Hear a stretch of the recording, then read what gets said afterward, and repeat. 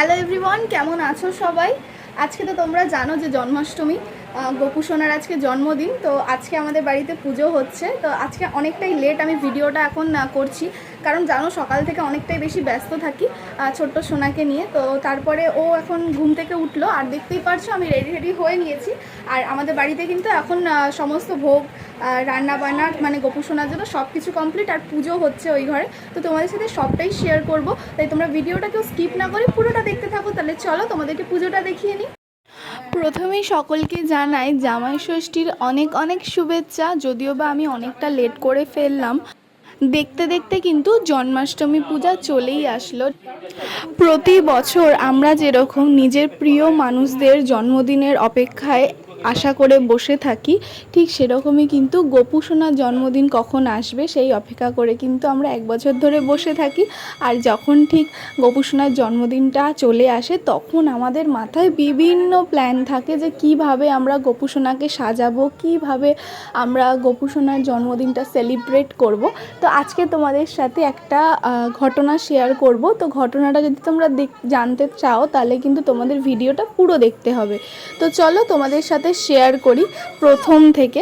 যখন আমার বিয়ে হলো, আমি যখন বিয়ে হয়ে আসলাম, বিয়ের প্রথম বছর যখন আমাদের বাড়িতে জন্মাষ্টমী পূজা হলো, তখন আমি জানতে পারলাম যে আমার বিয়ের আগে আমাদের বাড়িতে যেরকম করে গোপাল প্রতিষ্ঠিত ছিল, গোপু সোনার জন্মদিন উদযাপন করা হতো, এখানে কিন্তু সেটা হয় না। মানে গোপু সোনার যেদিনকে জন্মদিন সেদিন কিন্তু লোকনাথ বাবারও জন্মদিন। তো আমার শ্বশুরবাড়িতে কিন্তু গোপু সোনা প্রতিষ্ঠিত নেই, আমার শ্বশুরবাড়িতে কিন্তু লোকনাথ বাবা প্রতিষ্ঠিত রয়েছে। তো আমরা কিন্তু লোকনাথ বাবার জন্মদিনটাকেই সেলিব্রেট করি, এবং বিভিন্ন মানে গোপু সোনা যা যা পছন্দ করে আমরা কিন্তু সব কিছু দিয়েই দেওয়ার চেষ্টা করি। যতটুকু আমাদের সাধ্যের মধ্যে রয়েছে ততটুকুই দেওয়ার চেষ্টা করি। আর জানোই তো কতটা গরম লাগছিল, দেখতেই পারছো, আমাকে দেখলেই বুঝতে পারছো। কারণ পুজো কিন্তু তোমরা দেখতেই পারছো অনেক ধুমধাম করে শুরু হয়ে গেছে। তো ঠাকুরমশাই এখানে পুজো করছেন, আর ফ্যানটা বলেছেন অফ রাখতে, যেহেতু প্রদীপ চলছে, মোমবাতি জ্বলছে, তো ফ্যান চালালে কিন্তু এখানে কিন্তু পুজোটা ঠিক করে দেওয়া যাবে না, মোমবাতি প্রদীপ সব নিভে যাবে। তো সেই জন্য গরমে আমি একটুখানি হাত পাখানি হাওয়া করে নিলাম, দেখতেই পারছো। আর এখানে কিন্তু আমার মেজো মাসি আর সেজো মাসি মিলে কিন্তু অনেক কাজ করছে, অনেক সাহায্য করছে, দেখতেই পারছো। এখানে মেজো মাসি কিন্তু শাক বাজাচ্ছে, আর সেজো মাসি কিন্তু ধুনো দিয়েছে, যার জন্য এখানটা অনেকটা ধোয়া ধোয়া হয়ে গেছে। আর এখানে দেখতেই পারছো আমি একটুখানি দেখাচ্ছিলাম যে আমি শাড়িটা পরেছি। যাকে বলেছি ক্যামেরা ধরতে, সে যে কী ক্যামেরা ধরছে ভগবান জানে, তোমরা একটু অ্যাডজাস্ট করে নাও। আর চারিদিকটা দেখতে পারছো ধুনোতে পুরো ধোয়া ধোয়া হয়ে গেছে। আর এখানে মাম্মাকে দেখতে পাবে না, কারণ এই টাইমটাতে মাম্মা ওর বাবার কাছে ঘুমাচ্ছিল, মানে ওর বাবা ওকে ঘুম পাড়াচ্ছিল। ছোট বাচ্চারা জানোই তো, বাড়িতে কিছু থাকলে সেদিনকে ওরা একটুখানি মানে বিরক্ত হয়ে পড়ে। আমি না বাড়িতে, আমাদের বাড়িতে সব পুজো হয়, ঠিক আছে, শুধুমাত্র দুর্গা পুজো আর কালী পুজো বাদে, ঠিক আছে, আমাদের বাড়িতে সব পুজো হয় এবং অনেক বড় করেই হয়। তো আমি সেখানে চেয়েও কিন্তু শাড়ি পরতে পারি না, কারণ মানে একটা ছোট বাচ্চাকে সামলে নিজে শাড়ি পরে রেডি হওয়াটা আমার কাছে একটা যুদ্ধের মতো বলতে পারো। যারা একা হাতে বাচ্চাকে সামলা তারা রিলেট করতে পারবে ব্যাপারটা। তো যাই হোক, এখানে দেখতে পারছো আমি টিপ পরে নিচ্ছি, ঠিক আছে, মানে আমি একা না, সবাইকে টিপ পরানো হচ্ছে। তো যাই হোক, আমি আসল কথায় আসি, সেটা হচ্ছে এই পুজোতে কিন্তু আমি অনেক কষ্টে সৃষ্টে শাড়ি পরেছিলাম। তো কেমন লাগছে তোমরা কিন্তু অবশ্যই আমাকে জানাবে শাড়ি পরে আমার কেমন লাগছে।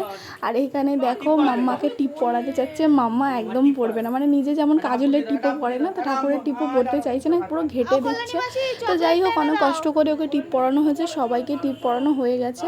তো এখন দেখতে পাচ্ছ আমরা কিন্তু সবাই উপোস করে রয়েছি। তো সকাল থেকে পুরো উপোস করে কেউ কিচ্ছু খাইনি, ঠিক আছে, মানে সবাই চা টা খেয়েছিল, আমি আর বোন কিচ্ছু খাইনি।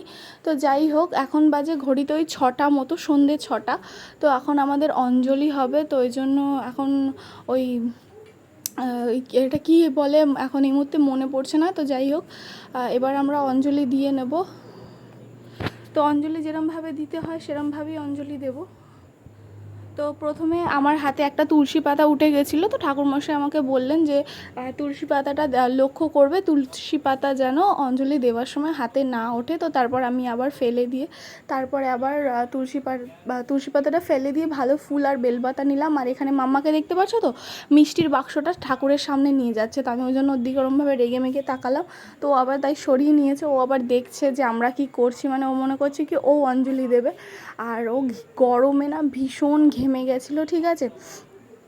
তো আজকে মাম্মা যে জামাটা পরেছে ওটা মাম্মাকে পরে কেমন লাগছে ওটাও কিন্তু অবশ্যই তোমরা একটা কমেন্টের মাধ্যমে জানাবে, ঠিক আছে।